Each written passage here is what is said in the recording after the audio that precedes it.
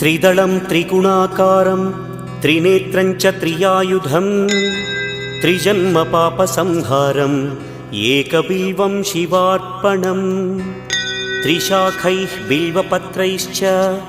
अच्छिद्रैः कोमलैः शुभैः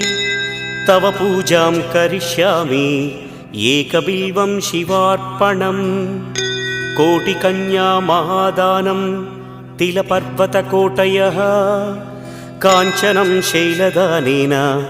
एकबिल्वं शिवार्पणम्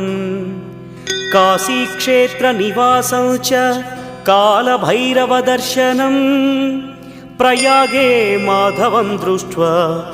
एकबिल्वं शिवार्पणम्